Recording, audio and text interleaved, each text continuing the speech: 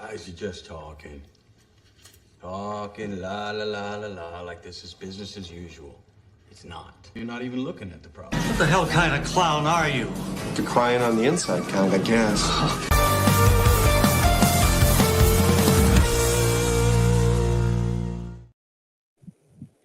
Good evening. Welcome to the Steelers Sanctuary Podcast. I'm Leanne Lohman. I'm joined tonight. We've got a full house, finally.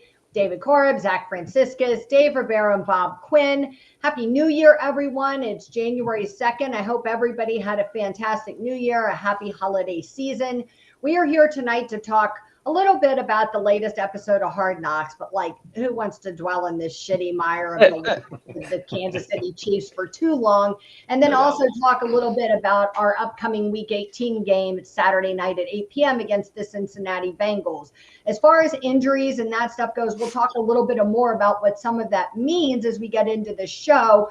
But the only real notable one for this weekend coming up is Dante Jackson. He's questionable. He said today he's kind of day-to-day with a back injury and just kind of seeing how he goes. But it sounds like everyone else is healthy and ready to play if needed, including Justin Fields, which is good news. We also saw that Cole Holcomb made it back and was practicing, as was Wilson, which was great to see. Interesting to see, though, that Cole Holcomb, who totally destroyed his leg, would come back to practice at the same time as Roman Wilson. But nonetheless, the whole thing is bizarre. So, guys, let's talk a little bit to start off about that Hard Knocks episode. What'd you guys think of it? How did you think? I guess one of the things I thought as I started watching this episode is that as we're losing, it seems like we're not quite the featured team quite as much as when we were winning at the beginning. Yeah. You can go for it, David. For me, so just a little bit of a, I don't even know how to put this, but did it seem like the camera focused on Cam Sutton more in those meetings? I'm pretty sure I saw the camera get put on him about 2 or 3 times during the Tomlin conversation and when Hayward was briefing the team. And I wanted to commend him for being a leader and addressing that issue with them. But did you guys notice the camera got put on Cam Sutton about 2 or 3 times? Almost like the crew was seeing things. Like they almost wanted to try and insinuate that there was something there with that man. I mean, I because of the talk about Sutton, maybe it's just me, but I wanted to see if maybe you guys thought, that's interesting. They keep putting the camera on Cam Sutton. Because the last 5 episodes, I don't recall seeing that much of Cam Sutton. Do you? No, not hardly at all. Okay. So I just want to make sure I don't think that was a coincidence. It could have been, but it could have been. They also had Minka on there, too. They did have Minka on there a little bit. They did. They're trying to make us guess. They're talking about. Of course, Cam Hayward came on this podcast today and said, which of course I don't know what else he would say, whether it was true or not, that of course he wasn't pointing a finger at anybody when he made his comment. He was simply reiterating what Dick LeBeau always taught them, which is that all 11 players have to be doing their jobs at the same time. He wasn't trying to say that there's one particular person who's not doing their jobs, just that if on any given play anybody falls off or isn't doing what they're supposed to do, it creates an issue. So he was very clear today that he wasn't finger pointing. I don't know what else he would say. I mean, honestly, if he was finger pointing, what else are you going to say? He's not going to say it right outright. He's not going to say it outright. He's way too much a professional for that. That's why, frankly, I was a little surprised he made the comment he made anyways, because he's usually very closed about that stuff. Did you guys see Ryan Shazier sitting in the meeting room? I did. I missed that. Shoot. Look at that. Yeah, back left side. He was back on the left side. Sitting. I can't remember who he was sitting with, but I saw him. I could see his shiny bald head. I was like, oh my God, that's Shazier. I was like, must have been on the way to cheat on his wife. Oh, look at that. Shots fired. Wow. I mean, That's awesome. I met him last year at the game. He was super nice. He chatted with my friend and I forever. He was just the nicest. But the best part is we were all thinking it. Ian will always say it. Oh my God. I wasn't thinking it. She caught me by surprise. That was out of the blue. I love it. I love it. Shots fired, baby. I love it. Damn. David, along with what you were saying, not only we're seeing less of the Steelers in general, but we're not seeing as much specifics. The more the Steelers lose, the less the team is allowing out about what we've planned to do in the game. When we were winning and we're doing that great, we were showing specifics about here's how we're going to stop this person. Let's focus on them. Hey, look, they did great in the game. Like the Herbig thing in the beginning and all that. Yeah. It's all general now. It's all blanket. It's all, and I think that's purposeful because the way, like the team gets final say. I don't think they would like to know the specifics that we did behind the scenes that did not end up working on game day. So at least that's what I thought. That's a good point. Could be. No, it could be. Absolutely. I don't know what Tomlin did, but he got to them all because they all backtracked. You know, every single one of them. That Patrick Queen backtracked, Cam backtracked on everything. So Mark Solly said he thought it was interesting. Elliott apologized. Two guys that made those comments were new players to the Steelers. He said maybe they didn't get the message about shutting your ass up. You know what I mean? Could be. Well, Final Cut is one thing, but I mean, it's one thing to say, okay, we don't want any controversy out there. But I mean, I watched it twice. To me, it came across as boring. There was nothing really exciting that came across. They had the little speech, but knowing what we knew going into it, where you had contradicted it and everybody in the locker room was throwing somebody under the bus. And then, okay, maybe they gave the subtle hits with the camera, but I mean, to me, it was just too vanilla. You got to have a little spice in there. You got to be willing to do a little something in there. Well, it's funny you said that because I was going to ask you guys. Mark Gabali also said that he thinks he's watched the episodes, and some of the local media guys aren't watching them, but he's watched, and he said he doesn't think they're worth watching because you're not seeing anything you don't already know anyways. And he said, and not even just as like he said as a media person, like Ray Fittipaldi said, I'm not going to watch them there every day. Like I don't need to watch this. But Kabali said, like, even as somebody who's not there, if you're really tuned into the Steelers, this is the same stuff you see as an average fan for the most part. Do you guys think that's true, that this is not that much value added? Old quick for me. I think we've got a couple nuggets. It was a novelty. I was like, oh, this is fun behind the scenes. And the more we go on, the more I'm like, okay, now it's a Mike Tomlin press conference and Hard Knocks for him. So I enjoy the family stuff. Like I like the really behind the scenes stuff too. Like Cam Hayward's Thanksgiving. Do you know what I mean? Like even the Browns guy was just running wild on Christmas morning. Yeah, no, I enjoyed like when they go in depth with these guys in their lives, like what they got going on, or how they go about getting ready for a game, like the going and getting the massage 3 times a week and getting, hydrated and all these different the extent these guys go to be ready for a football game is the stuff I like about this. Yeah. I think because we're Steeler fans and we're in this right now, this horrible 3-game losing streak, and they're not getting featured as much, and there's not much to be, glamorous about the Steelers, has kind of made us be like, yeah, fuck Hard Knocks, we're just. I think if the Steelers were winning, if the Steelers would beat the Chiefs, I think today we'd be like, yeah, Hard Knocks was awesome because they were talking about all the great things the Steelers did, and they didn't do shit. So there's just not much to really talk about. They didn't get featured, so I think that's kind of why we're kind of biased in the anti-Hard Knocks right now, or at least I am. I'm kind of that way. With you. So it is what it is. Very good point. There was one interesting nugget from the Ravens that I found it interesting that they have a director of high performance guy on the team, and he was going through with Harbaugh. This guy ran his fastest time this week, and these guys have recovered well. And faster than he ran at the beginning of the season, whoever it was he was talking about. Yep, exactly. And man, I feel like that's the kind of things that give you an edge, especially in these weird things. We have 3 games in 11 days. If you have a high performance coach that is monitoring these guys, and he can tell the coach that this guy ran his fastest time, and these guys all look good, and these guys are ready. Where's the Steelers equivalent to that? They don't have one, and that puts them at a disadvantage as far as I'm concerned. Well, I think our situation is weird. We supposedly got new trainers because we had so many soft tissue injuries, right? And now we've got even more. I have a feeling that Cordell Patterson was tapped as their high, evaluation guy to make sure how everybody's doing. That's not good. I'm sure he was tapped by Pillsbury Doughboys in charge of high performance. I'm sure that he was tapped to be that guy. Absolutely. Not good. Yep. Well, the guy they brought in, Garrett Guimont, I hope I'm saying his name right. He's got 30 years experience in the NFL. That's not a guy who's going to come in and apply new training methods. That's more of the, hey, let's let's get a guy who's been around the league for 30 years. He probably understands high performance. And that which can be valuable on one hand, but you need to balance that with what the Ravens are doing. Because whatever they're doing, they were fresh as daisies going in and they waxed the Texans. And that's what I thought, too, about that. I thought, how are they this ready to go already? 2 days after their game. They're ready to go. I thought that was a shot across the bow to the Steelers. Like, I took it personally that you're sitting there like, look how fast our guys bounce back. I'm sitting there like, okay, you could just come out and say, hey, look, the Steelers don't bounce back as well as us. You don't have to be subtle about it. That I got really about that particular spot. I'm like, oh, come on, Harbaugh. Well, didn't Harbaugh say something earlier in the week about you could tell which teams were ready? Yes. Because we were 3-0 and the Chiefs were 3-0 and there's other teams that didn't do so well. He's taken a couple shots. Yeah, he definitely was. Shit, he's right. I mean, he's not wrong. Hey, he's not wrong, right? You go 3-0 over 11-day span, you have every right to brag. Every right.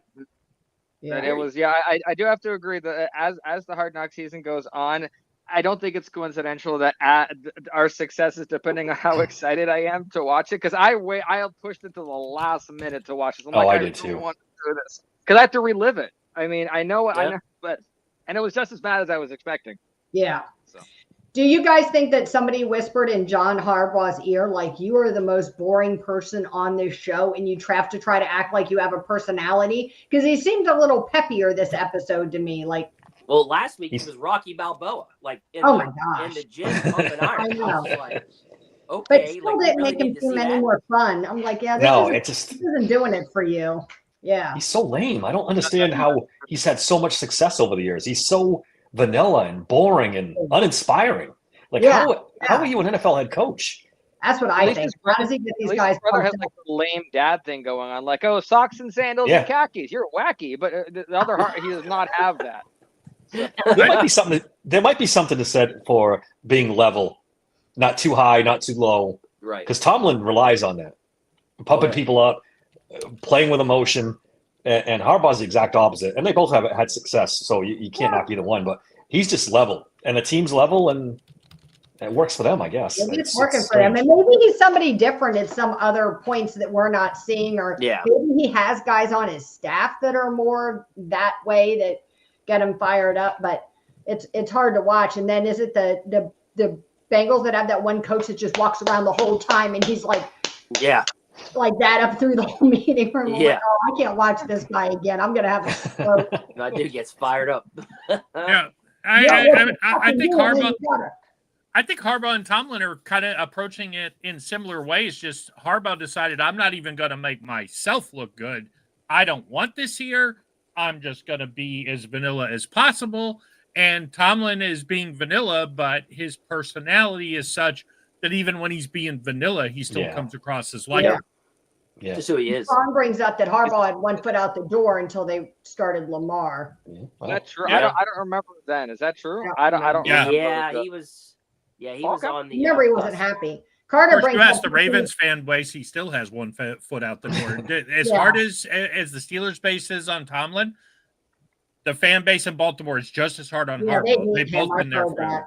We have a Ravens fan in the family. Carter agrees with Bob and says Tomlin has something natural about him that makes him funny. Harbaugh obviously does not. It's kind of working. Yeah, it does not. Yeah, Vaughn says he was on the hot seat. I appreciate that. It's amazing what a franchise quarterback can do for you. Right? Yeah. Save your ass for a coach. Make you turn around. It was a gutsy call. I mean, it was a gutsy call. You benched your Super Bowl winning quarterback to go in a totally different direction that really the NFL hadn't, outside of Michael Vick, hadn't seen before. It was a gutsy call, and it paid off. He always knew. He knew immediately that Lamar was something special and was going to be something special. And it feels like they finally have taken him some time to really work out the right formula for him. But man, they've got that offense humming. Yeah. And he fell to them wasn't he 30? Yeah, he was 30-something pick. Yeah, he was. I was just like, man, it must have been nice to have that fall to you to freaking 30, whatever they picked. It's sheesh. But that was Ozzie Newsome's last draft, right? Yeah. Yeah. Yeah, and he pulled out a rabbit out of his hat in his last draft. Yeah. Yeah. So anything else, guys, from Hard Knocks? I think the injury to Chase Brown. Happy one next week. The sprained ankle by Chase Brown. Yeah. I shut it off before that. I couldn't take it anymore. After the Steelers stuff was done, I turned it off. I was like, I've had it. I've had it. once the Steelers. But I'm hoping we get it. Fucking had We it, get this to shit. see one lap next week where I'm like, I can't wait to watch this one. I can't wait to see this play, and I can't wait to see this. That's what I want. I want a lot. I'm like, which one of the 7 touchdowns are they going to show? So that's what I'd like. I'm with you on Well- that. Mark Malone's back, and he said that Lamar dropped a special load in the playoffs every year. That's for sure. That's yeah. Until he That's gets the that one knock monkey on off him. his back. He Yeah. said a load It that's is. more befitting of the Browns. Mark's That right. was very funny. Jeez. Malone's That was he's very all Great over him. one. Yeah, people forget who didn't watch Peyton Manning's thing was Peyton Manning can't win in the playoffs. So Yeah. people forget that I remember Yeah. it was Peyton Manning's a great regular can't Allen. win the playoffs. So Can't make So it you all get it the way off through.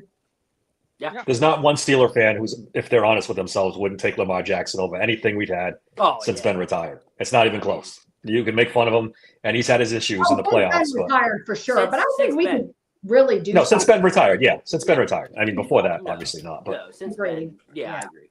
Wait a minute. Are you slandering Mitch Trubisky? I was excited when we And he- signed. I'm not excited, might be taking it too far, but I actually thought Mitch got a raw deal in Chicago. And I thought, if there's an opportunity for this guy, he was so talented to have success. I think he could do it in Pittsburgh.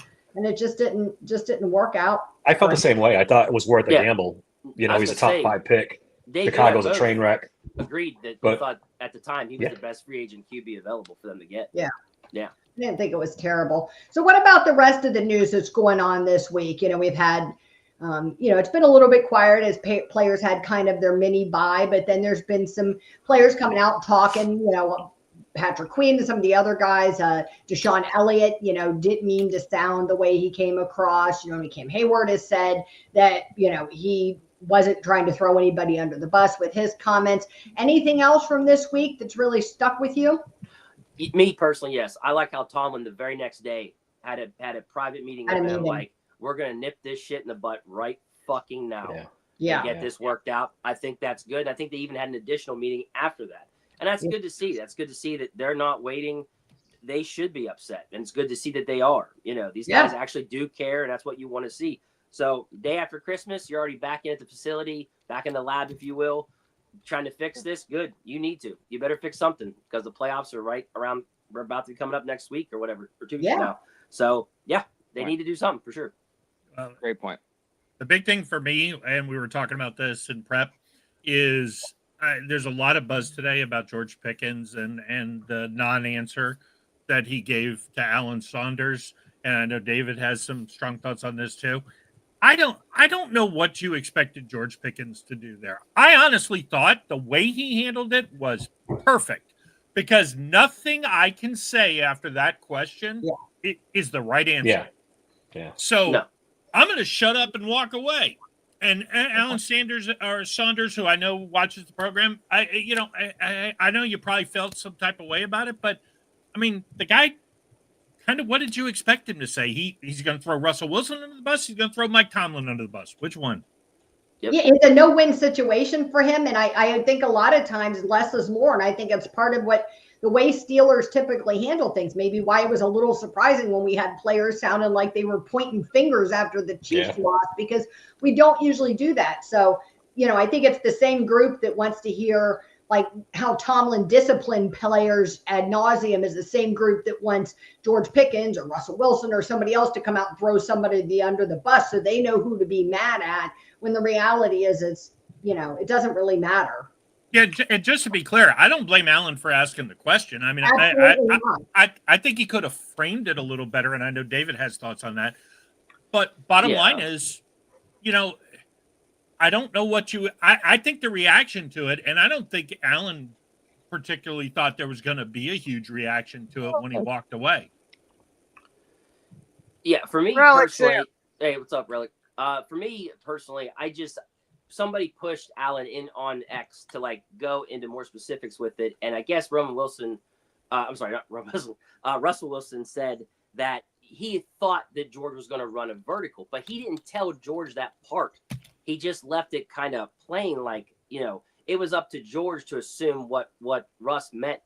And that's a no-win situation for George there. If he would have told him that Russell Wilson said, I thought he was going to run a vertical, Right. then that's Wilson admitting fault, but he didn't do that. He left it open to interpretation for George, and that's a no-win situation for George Pickens. Like he was trying to trap him. It really Yeah. did. I'm sorry.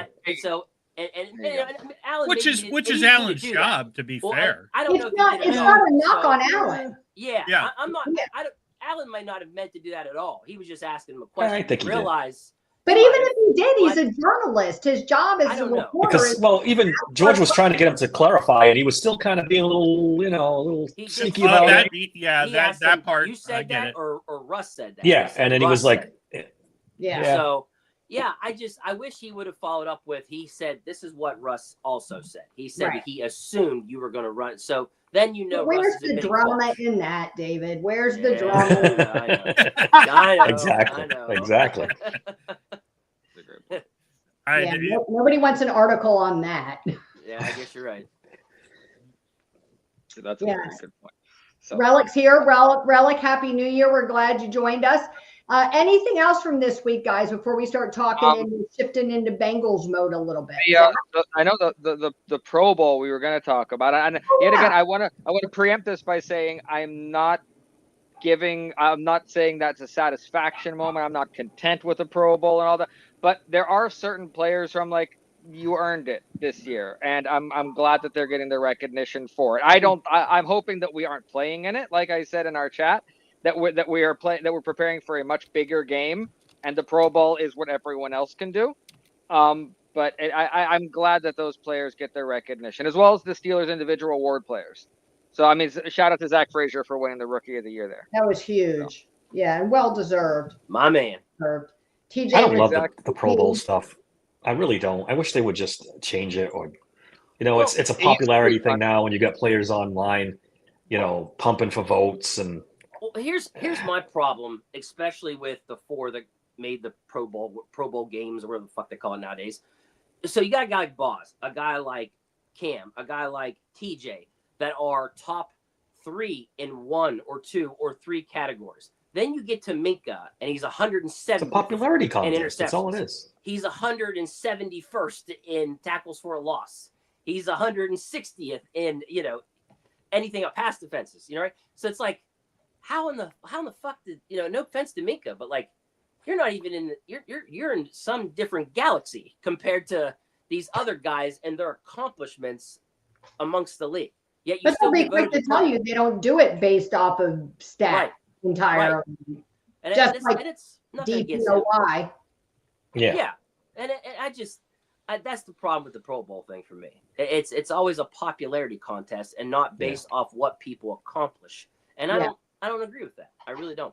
To go hand in hand with that, Relic says, speaking of the Pro Bowl, how did Christian Kuntz not get into the Pro Bowl when he got the most votes? Rigged. Yeah, actually, I never thought of that. That's true. He was leading in that, wasn't he? Yeah. Yeah, I thought he was the long snapper.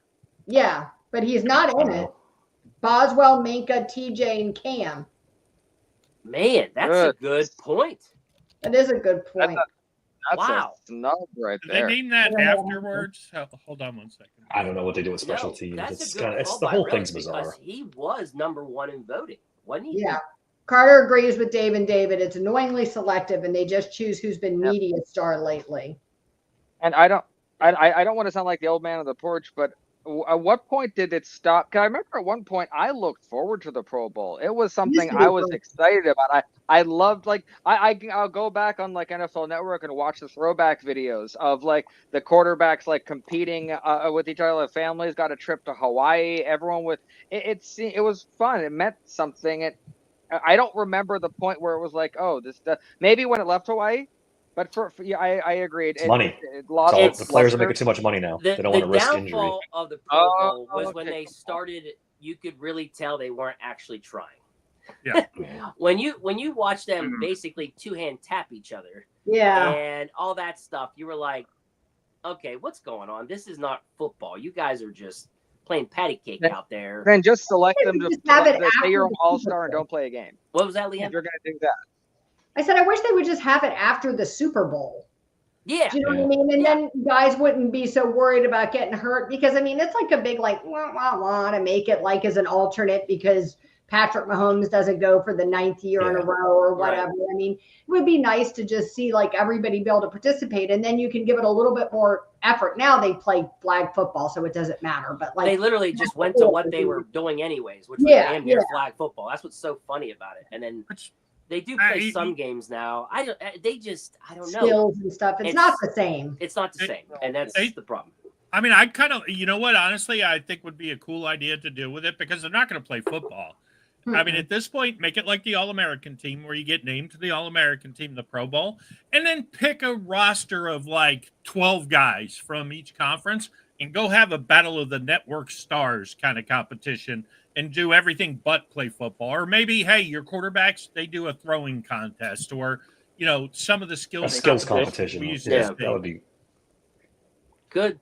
I mean, Big Papa said it hasn't been the same since Sean Taylor laid the wood on them. Yeah. All right, but Sean Taylor he had no year at 100%. What a goodness, Sean Taylor, man.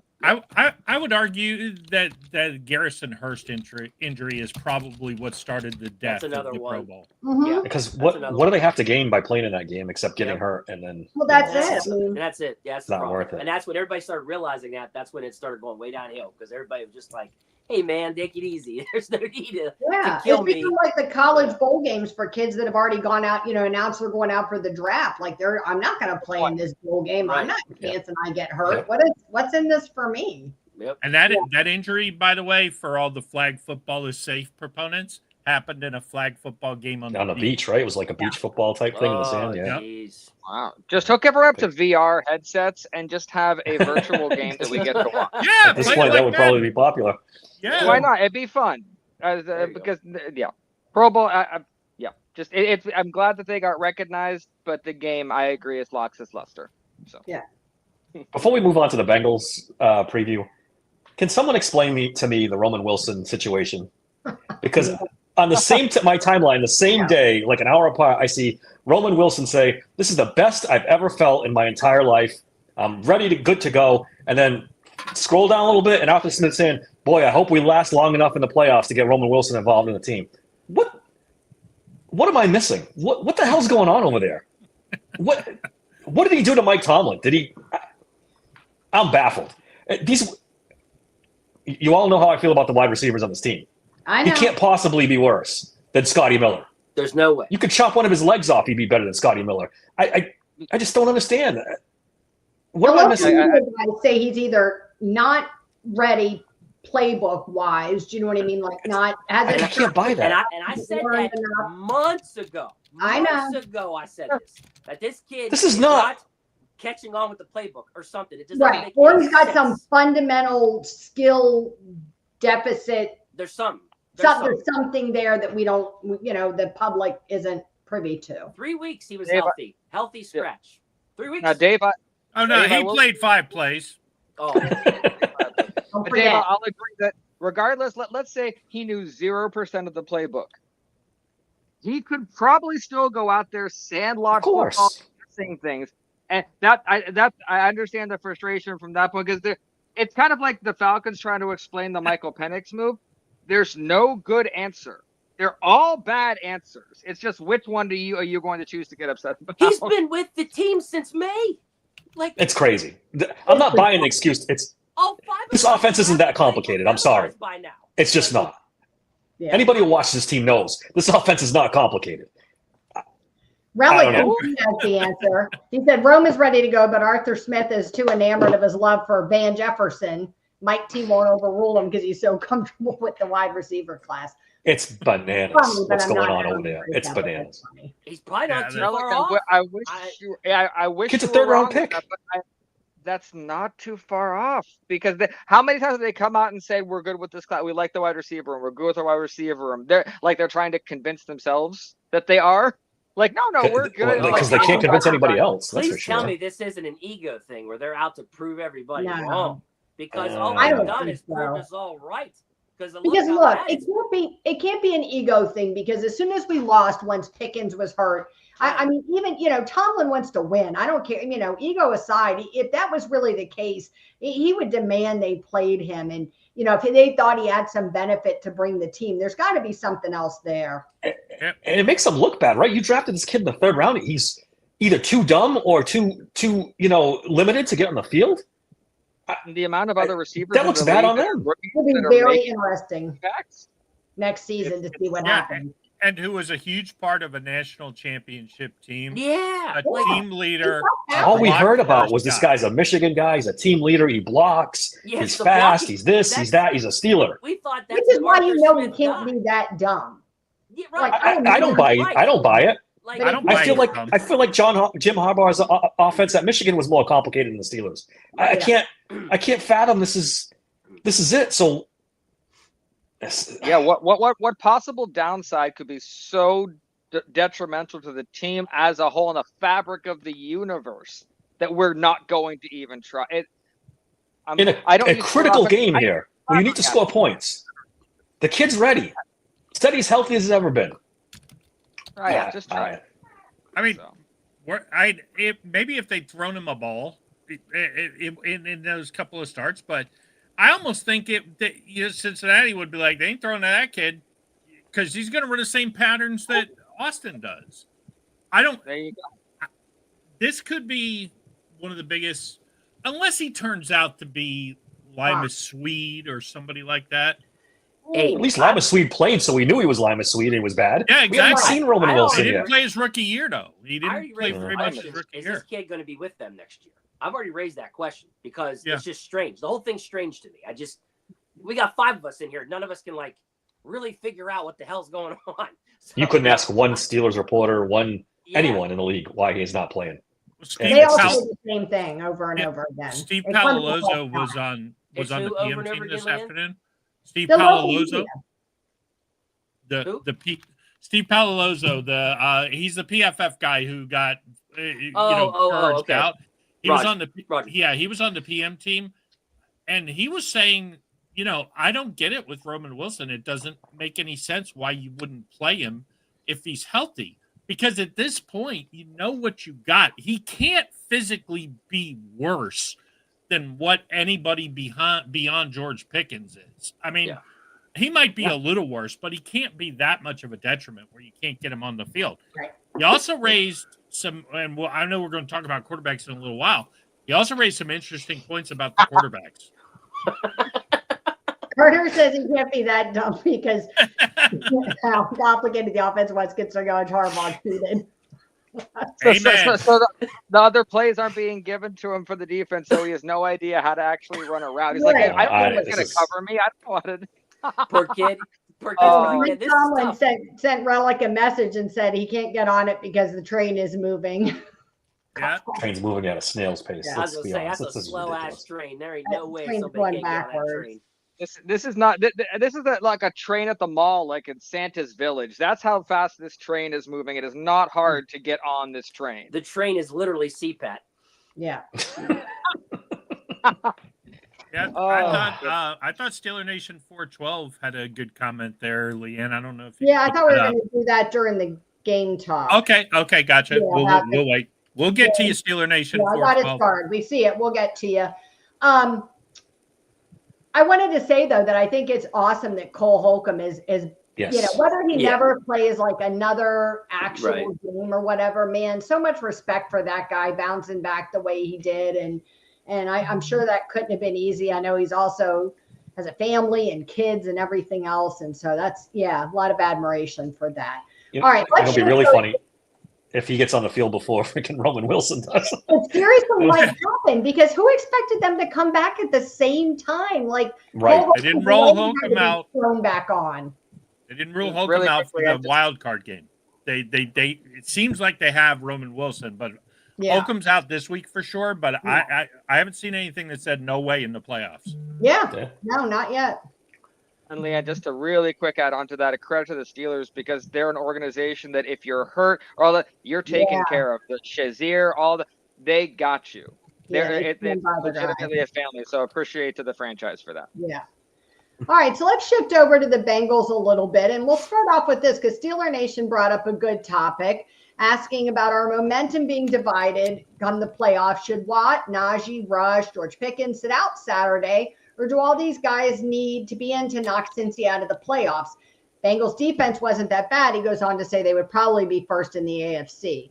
I mean, you can't argue about how well Burrow and all of them are playing on offense. It's unbelievable. So what do you guys think? Where you stand on the idea of sitting veterans versus, letting them play, and how important is this game? If they hadn't lost honestly, 3 in a row, I'd definitely say rest some guys, but yeah, I don't think you can. I don't think you can go in the playoffs like this. You need a win or a good performance anyway to go into the playoffs with. Yeah.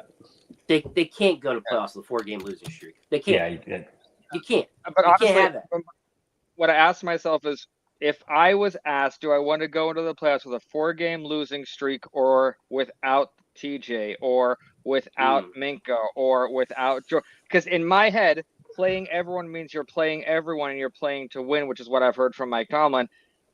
And it worries me that we might risk an injury to get the stench off. I understand the importance, but for me, I'm split down the middle. I'm so worried that we're gonna have another playoff year where we go into it without one of our key players, and we already don't have a margin for error. So it's not. You're not wrong, no, Zach. I don't know. TJ's the one to worry about because of that ankle. It's a good point. It is. Let me kind of unsplit you here, because the Chargers play the Raiders. That was provocative, but go ahead. Yes, the Chargers play the Raiders. They're gonna win that game. I mean, barring something crazy, they're gonna be 11-6. If we lose to the Bengals, we're the 6th seed, which means Baltimore. Baltimore, yeah. Which I don't hate. I mean, I still think that would be a really good opportunity to win. There's no way we could drop to the 7th seed. Going to Houston's better. It is. 100%. Yeah, but there's no doubt. But I think if we want to win a playoff game, we kind of got to get the 5 seed. Now, I'm not saying go crazy. Look, we'll preview a legendary picks tomorrow. Bailey Zappi is starting for the Browns. Yeah. It is not beyond the realm of possibility. I know the Ravens are playing great right now. That somehow the Browns find a way. They always play Baltimore close. God, I would love that. Oh, I mean, we all would love it, but it's not. Get out my Lamar voodoo doll tonight. Oh yeah, it's 20. It's 20 points. I'm taking the points at Bailey Zappi. I'm just telling you right now. Every New England Patriot fan in the world is laughing right now because they got a good look at Bailey Zappi. He was fucking awful. Terrible. He looked pretty good last year against the Steelers. Well, yeah. That's a whole other. Do you really want to go down that rabbit hole? No, I don't. Also, you see it with these guys all the time when they're playing from a different perspective. Like they feel like their life is on their line, their NFL life is on the line. Do you know what I mean? Maybe in some ways they feel like there's nothing to lose. They aren't going to the playoffs. Do you know what I mean? So you go out there and you have some fun. They hate the Ravens as much as they hate the Steelers. Myles Garrett will be all fired up. So, maybe Bob's right. It's not without, outside of the realm of possibility. I think that the Ravens have shown in the past that they can get complacent and cocky when they're really confident they're going to win. So, Bob. That'd be incredible.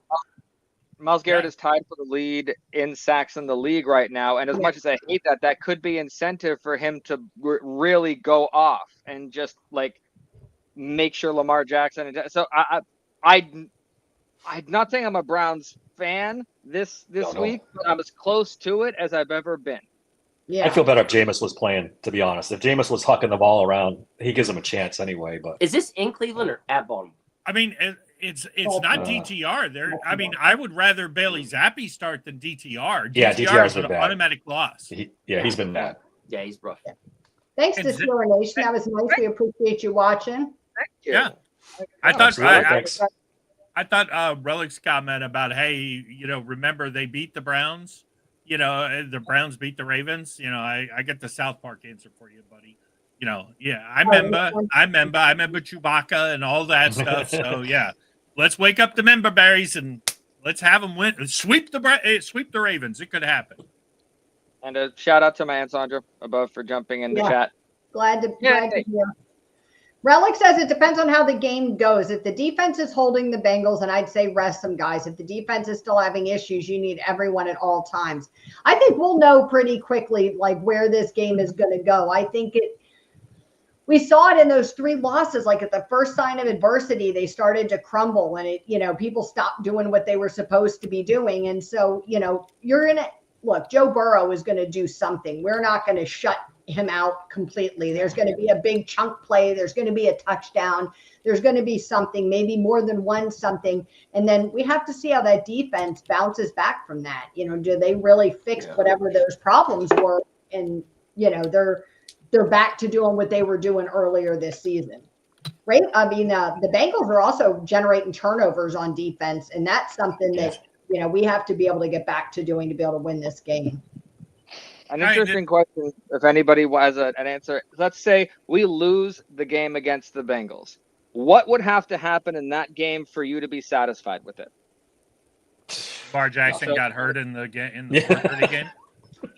Oh, because I'm saying, like, if we lose like 41-44 or like 38-41. No, if you give up 44 points on defense. Are you asking about our game or the Ravens game? No, he's talking about our game. The Steelers and Bengals. If the Steelers lose that game, what has to happen? What do the Steelers have to do to still make you consider that a success? Or is a win the only success? Because I'm looking at performance too.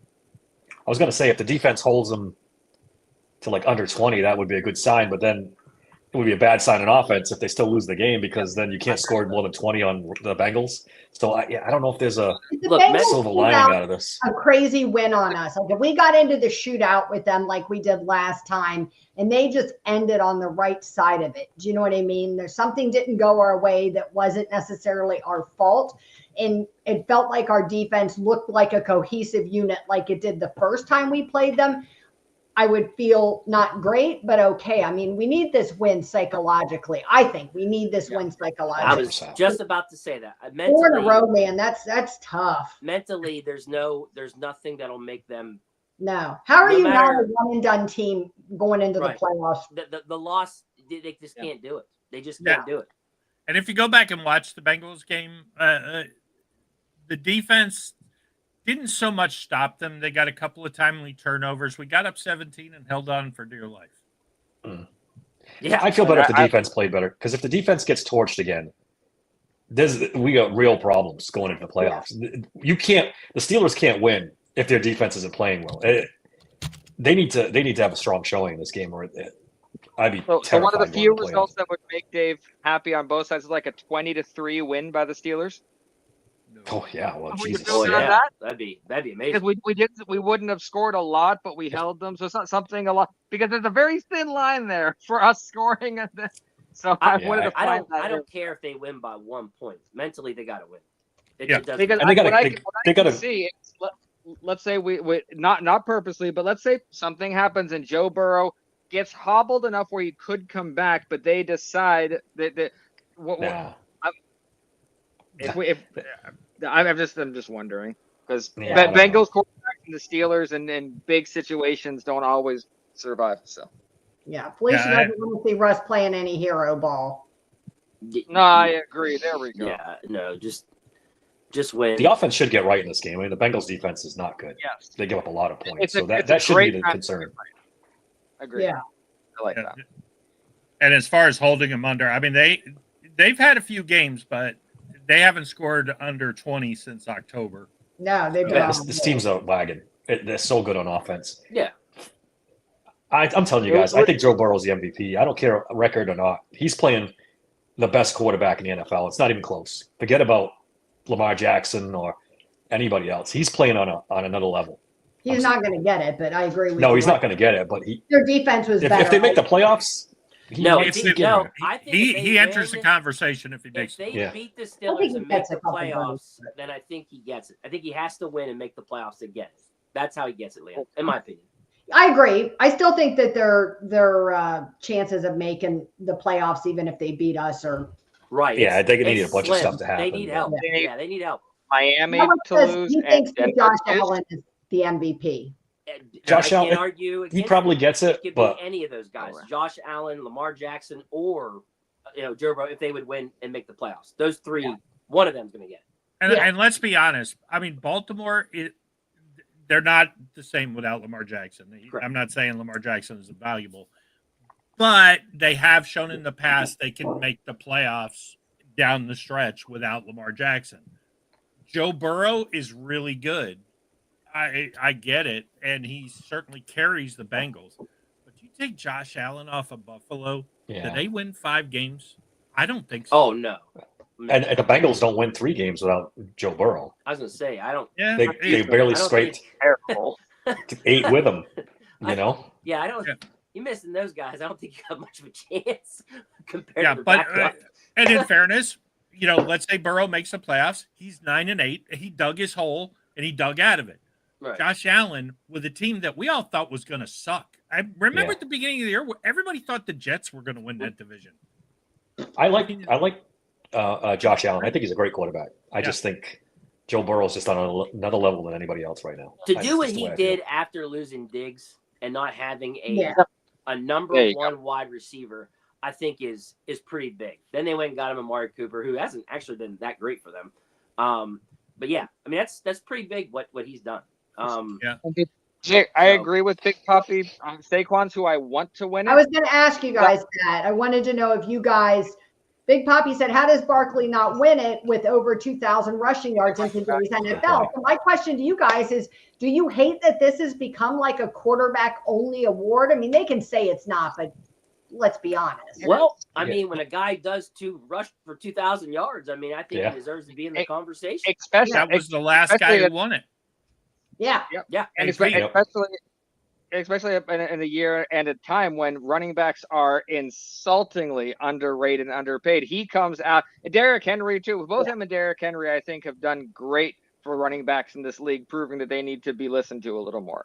Yeah. So, but this is who I want to win. He won't. It breaks my heart that he has no chance to win. It's such a great story. The way he was kicked to the curb and devalued and everything else, and then to come and have this monster season and I love to keep the Giants owner saying that. I hope he doesn't go to Philly and go off. They can't play that enough. The way he just, he's like, geez, I hope he doesn't go to Philly and have a great season. I won't be able to sleep at night. And it's just, that general manager's done. That general manager is so done. Backwards over people and stuff. Like, get the fuck out of here. He went to Philly and got superpowers. Incredible with that. Unbelievable. Yeah, I think I'm looking at it now. I think in the history of the award, there's only been 18 non-quarterbacks, and they started handing it out in 57 that have won that award. When was the last time a non-quarterback won it? AP 2000. The year he rushed for 2,000 yards. I want to say it was that 2012. 12. Okay. 2012. Okay. I'm trying to remember. That's 2,097 yards he got, and basically carried the Vikings to the playoffs.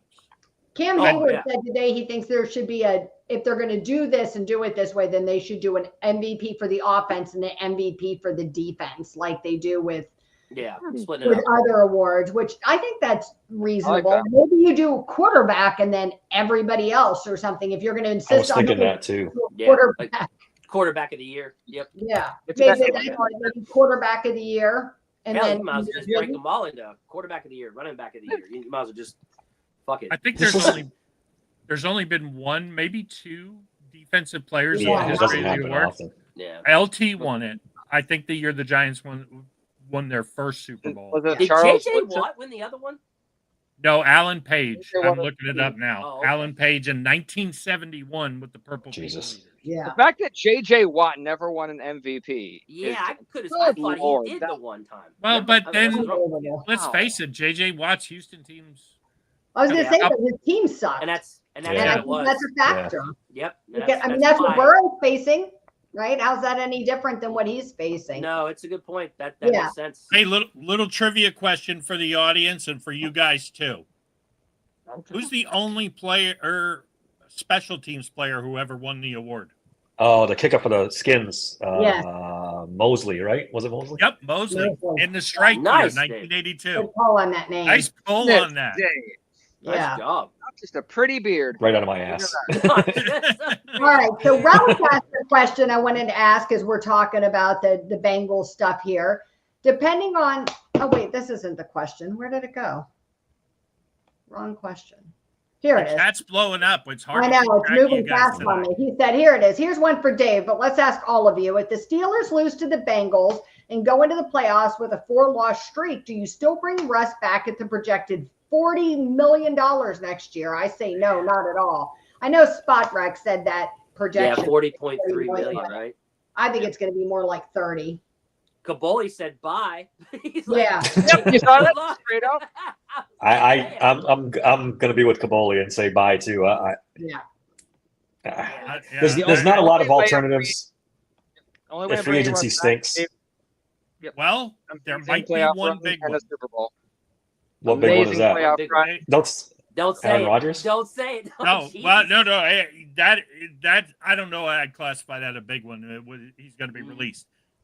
Sam Darnold. I mean, he's getting a lot of love on social media today. Yeah, they're going to franchise him. I think they're going to go one more year. We're gonna keep And him then in. Franchise Franchise tag is $40 million. But do you think Sam Darnold would play like that, like in No. Pittsburgh, like he does in Minnesota, Time with out. Kevin Can we- O'Connell?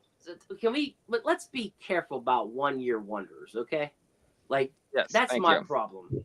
That's got Kevin O'Connell written all over it. And Winston had a 1 year great thing too. And a couple different guys. He was pretty good for a few years in Tampa. No, I don't. Nope, not I don't good remember enough. that.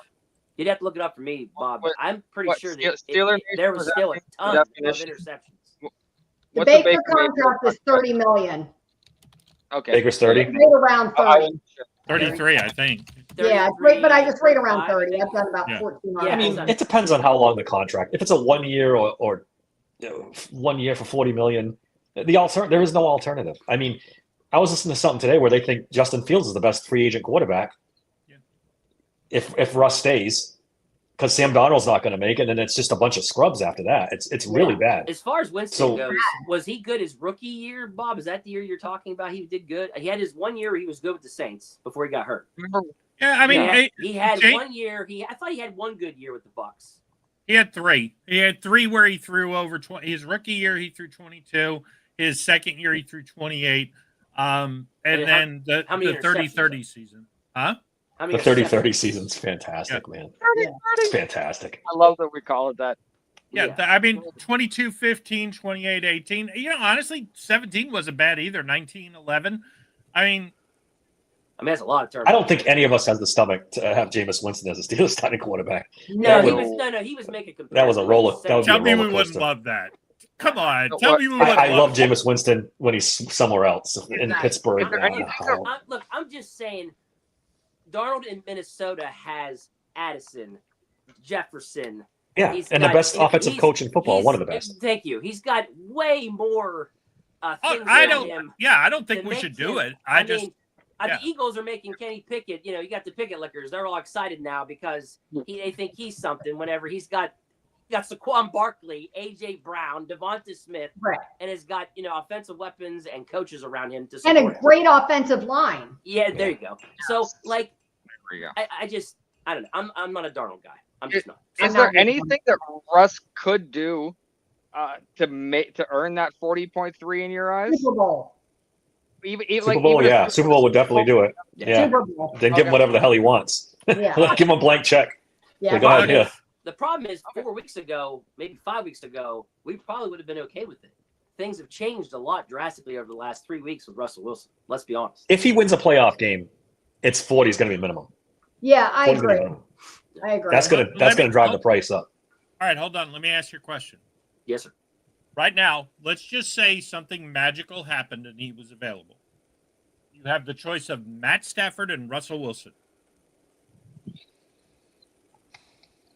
Well, that's a. I prefer Stafford, but I don't think Tomlin would. I'm I don't biased. Do think you really prefer either? I mean, yeah, I know I who mean, Matt you're Stafford asking, you're giving me an either or choice, right? Matt Stafford or Wilson. So Yeah. Stafford's Yeah. looked rough lately. Has anybody been watching him with Yeah. the Rams lately? He's looked rough. They're both getting older. My hope he's was beat up. always that Russell Wilson had a successful season, somehow went off into the sunset after a couple playoff Cousins is wins, going to be another name. and then we were left with Justin Fields and whoever we decided to draft if we do. To me, that was best case. I'm still Russ hoping and we Matt- win a playoff game or two and Russ goes, and then we're left with Justin. That's what I I'm think hoping. Big Poppy's saying that Kirk Cousins looked better in Minnesota as well, and Yeah, That's he what I'm did. saying. doing These so well. You know guys, what I mean? So Well, they in have the fairness, supporting cast. I'm I sorry, mean, he that's is just coming what I off look an at. Achilles. Let's Yeah. And he's older, so it's going to take him a long he time to is, get over that but injury. still, He had Yeah. those weapons. I'm just saying the It's weapons not like we surrounding. prefer the bar to your solution, Bob. Yeah, I mean, honestly, the reason I asked that question is because Matt Stafford and Russell Wilson are the same age. Yeah. I think they're both breaking down. I think they're both at the end. I Sure. love Matt Stafford. I Stafford's more beat up, I think. He's taken a lot more of a beating over his Agree. career than Yeah. Yeah. Russell But has. Russell Wilson is an older. We saw it at the end of Drew Brees' career. A 5'10" quarterback who can run around and take deep drops can work in the NFL. Russell Wilson and Drew Brees proved that. But when Drew Brees got old, the Saints got bad. And Russell Wilson is old. He just is. I mean, it's not an aspersion to point out the guy's age. He's just old. I don't want a 37-year-old quarterback. I don't want Aaron Rodgers. He's 42. I don't want any, the Kirk Cousins drum is beating. I mean, that's what we really need, a quarterback who can't win in the playoffs.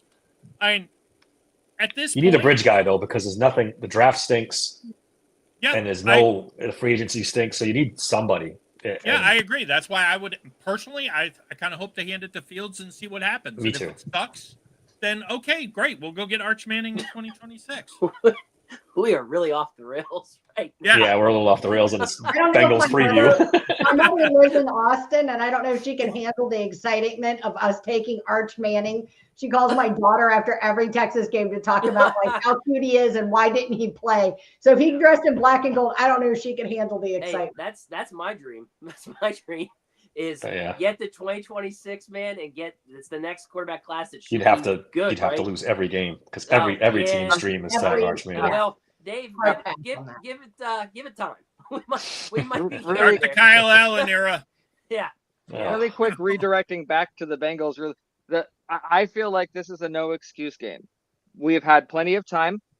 Every single person has publicly and privately said they know what the issues are and they've addressed them. We've actually Mike Tomlin normally says change and we haven't, and he didn't give them the days off. He brought them in, made them do the work. If we lose this game, then that will be when genuine concern comes in, because there will be no excuses and no more reason for it, and that will worry me for the playoffs. But also the time that we have and the fact that there are no excuses that Mike Tomlin does well in these situations has me confident in that sense. And Mike Tomlin has proved to us that, and we have said it many times on this podcast, when he has minimal time, he's bad. Lots of time, he's excellent. He's had plenty of time to mull on this. So Yeah. if there's a game where Mike Tomlin was going to pull out the strengths, it's this one. So please get right. I feel like this is the worst possible matchup. I mean, you're struggling on defense and you go against this buzzsaw. I mean, this is The worst It's what our possible offense needs, though. Philly again. It's yeah, what our offense maybe. needs, though, Dave.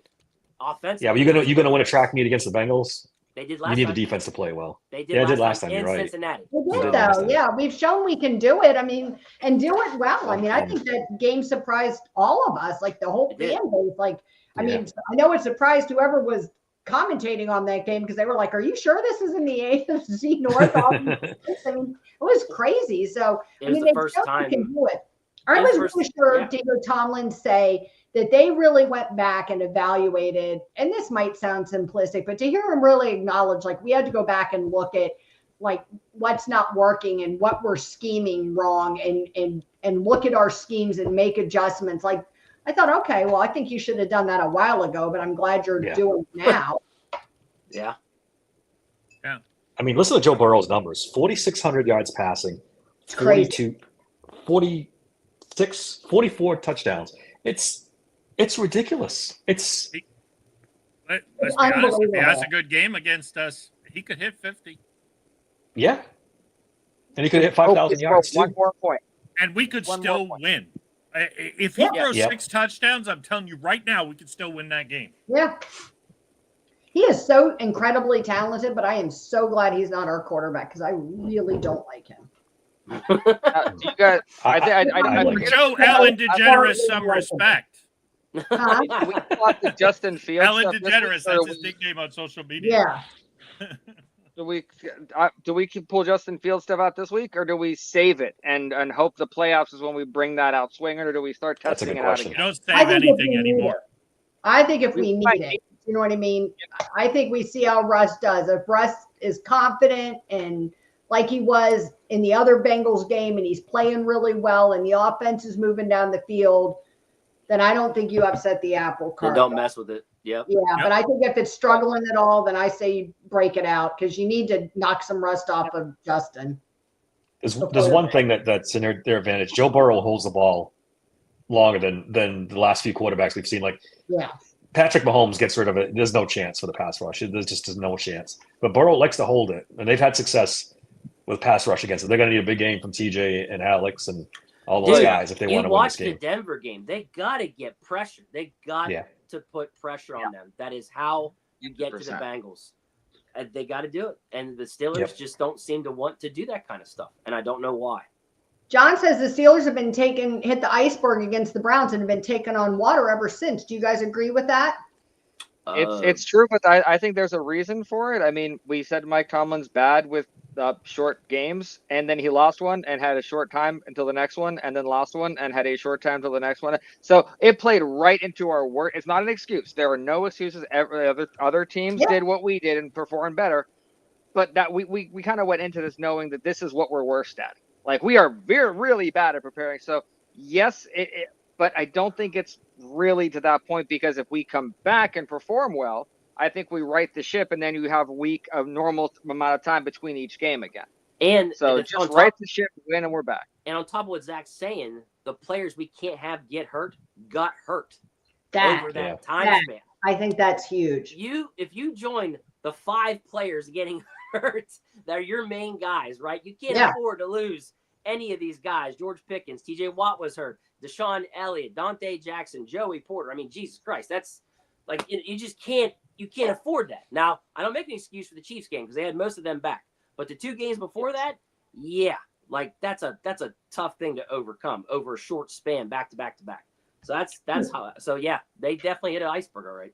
Who should play opposite of JPJ? It should be Trice, but it's going to be Sutton or it's going to be Dave's boy, Trice. I think Trice is going to start. No, it's rumor is it's Trice. They're saying it's Trice. Trice is going to officially be opposite of JPJ. He deserves the shot. He deserves a shot. Dude, well, I mean, not to mention the fact this is the matchup I've been waiting to see.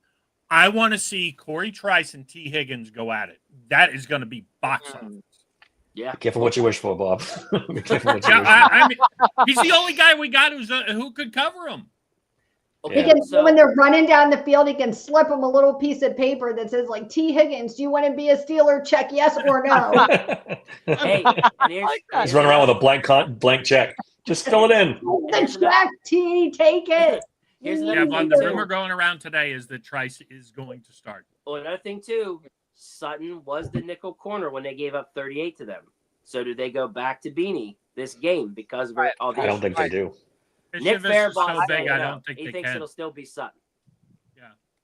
Yeah, I think it'll be Sutton too. The size matchup. Relic has some keys to the game here. He's dropped in the chat. He's done such a nice job typing these all up for us. So let's go through them. He said his number 1 is get Pickens in early and often, and do not allow Van Jefferson and Scotty to get all the snaps. Just don't. I got to say, I thought about this earlier today, and I think if this offense is going to be successful, Russ has to get the ball to his legitimate playmakers, and Arthur Smith has to stop playing fuck around with everybody else in the offense. Get it to Patrick Freiermuth, get it to George Pickens, get it to Jalen Warren, get it to those guys, move the ball, and quit worrying about Cole Pruitt and stuff. Well, I would like to see them do what the Chiefs do. If George sees they're giving him 10-yard cushion, call the slant. Yeah. If they're playing press, call the fly route. We should know what to call for what the defensive scheme is against us. Yeah. You would do think. that. I don't understand. Just know to do those kind of things. Yeah. And start Warren, and I mean heavy Warren early in the game. Please. We have seen more and more Warren recently, so I feel optimistic. Yeah, I think they're getting there. Yes. And then here's the thing too. Najee or whatever. Logan Wilson got replaced by this Maima Njagenta. I got to pronounce his name. But there's a reason why nobody's never heard of him. Okay? Pick on him in the middle of the field with Muth. Yeah. They've got – I don't know what it's going to take for Russell Wilson. I don't know. Run around and find the open middle of the field. Please. Do what you got to do to be able to – I know you're 5'8", but figure out a way to be able to see Muth open in the middle of the field. Please. Yeah. By the way, David, that was a great point because a lot of times we start with Najee and we're a predictable offense, and when Najee's in, we know we're going to run. If you have Warren in there early instead of Najee, get the defense a little bit off their feet, and then bring Najee in and run when the defense isn't sure if it's a run or pass. Oh my goodness, Najee might have the blocking he needs, but instead we reverse it. So no, bravo, David. I really like that. So if that happens, that's the way they torched the Bengals last time though was those little. They let the Bengals come up the field and they just dumped it off to Najee. They dumped it off to Jalen right in the middle of the field and let those guys run 5-7 yards. One more thing. No Hubbard. So help whoever's going to be opposite of Hendrickson, help him out. Yeah. Chip, double team, whatever. Do what you got to do to help either Broderick Jones or Moore. Either of them need the help. So just do what you got to do to eliminate Henderson, like they did last time. Henderson did not have a good game against us last time. Do it again, especially this time now that Hubbard's out. Well, and Skowronek will be back, right? Yeah. Because he's helping blocking. Throw it to Skowronek. Yes. And before they do anything, no turnovers, no penalties. We talk about it all the time. This team cannot win when they're doing that stuff. They need to create turnovers and don't. I mean, Tomlin preaches this every week, and he's right. This team's not good enough to beat good teams when they turn the ball over. They just can't do it. It's another one, which is why I'm not a huge fan of this let Russ cook idea. Well, let him take the plays that are there. Throw it 30 times and the turnover ratio, it's again, we're plus 15 and they're plus 4. We're always way higher in that ratio, but for some reason, the last 2 games, there's 5 fumbles on the damn ground and we can't recover one of them. Yeah. Number 3 is to stop running CPAT. I don't know. That might be hard to argue with. Let's throw him screens instead. My man. Just slot his tires before he gets there. Take his musket, whatever. He make sure he doesn't even get to the stadium. He does no CPAT. He's not dressed. CPAT has more snaps at wide receiver than Roman Wilson does. Oh my God! Just to give you an idea. Although I will say, I think CPAT was better as a wide receiver than as a running back. So I'd prefer to see that than him running. The ball. You're probably right on that. Yeah, wouldn't be mad about that. What about running Warren if we get a 3rd and 2? That has an asterisk because it depends on context. Because if we've opened up the defense and they're unsure about run or pass in that situation, because the problem with us, we get like the 3rd and 2 and we throw for the end zone no matter where we are. That's kind of what we've been doing. So I'd like to see Najee lined up, but they see Najee, they know we're going to run. So it depends on context. If we do what we're supposed to do with Warren early, Najee should be in that situation. A 3rd and 2 is going to get it easy, but early on Warren. So 3rd and 2 sweep. Please give it to Warren. I got a totally different name for you. You know who I want to see on 3rd and 2? Justin Fields. That's red zone, especially red zone. Yeah. He's always very triggered by the mention of CPAT. John says that Burrow will look at what Mahomes did against the Steelers. They're playing better, and it will be a tough outing. I agree. I think that anybody smart would look at what those other teams did against us. The protections are different. I don't think because it's going to be. Burrow's not the same guy. He doesn't to do what. They're very different offenses, though. Yeah, Burrow's going to do what he does. He's not going to change his thing for the Steelers. And it works. It works. He doesn't need to. Work. They did put up 38 points against us last time, so they're talking about a 1-score game or something. One more question: do you guys think that Arthur Smith is similar to Canada? I thought this was interesting. I think the boss is similar. That's the problem. I think the boss is similar. Shots fired. There's some truth in that because Arthur Smith is an upgrade. The problem is, no, you can't be content here because there are better upgrades to go. This was we got out of the hole and now we have to keep climbing. So he's better, but not a fully competent offensive coordinator. Better. He's bad with personnel. I'm not 100% satisfied, but I don't think it's fair to compare him to Matt Canada. No, that offense was so bad. Yeah, that's the level that I hope we never see again. Defenses like we knew what they were going to do every week. And this is not that. It's like a fucking nightmare when you think back on it, isn't it? It's just a nightmare. 3 years of that shit. There's 2 things to remember too. I mean, yes, Dave brings up the point about the coach. The personnel is kind of the same. So Is it maybe the personnel? Do we have to start looking at the personnel to say, I it's think one thing that a we're mixture. predictable. I think we're less predictable, but we still got basically the same guys. I don't think we have, outside of maybe Pickens, great skill position player. Well, different We don't. QBs, so Yeah. No, that's a we big don't one. have great skill position players. But It's skill position Pickens wise, and- like, basically, it's actually everything you guys just mentioned. The same head coach who wants to control everything. The personnel is basically the same minus the quarterback. So yeah. And some of his play calls and personnel things are definitely questionable. I mean, you can't let him off the hook for that. But then you throw him in like what Zach was saying with personnel. It's yeah. And I don't think any of us would disagree that there's plenty of coaches and coordinators in this league that we could name that could do plenty with the offensive roster that we have. It's just that we're just not getting the lower level coaching that we're getting that we need to have. That's the whole reason why back in January when they hired him, I was not happy. I had a dream of guys from the Rams, 49ers, and the Dolphins, and yeah, it never happened. So it is what it is. All right. Let's have a Smith Cup. Do we want to throw in our prediction into our predictions? Yeah, let's do predictions. I almost forgot. Yeah. About the final. For those of you who may have watched, we were talking about this in prep. Maybe we can add this into our predictions and just go really fast. Filipponi, for a change, had a really good point. How many of these guys do we think are playing their final home game? Oh. Landon Roberts. Roberts for sure. And Landon I think Roberts. Dante Jackson too. I think they upgrade. I think he'll be back.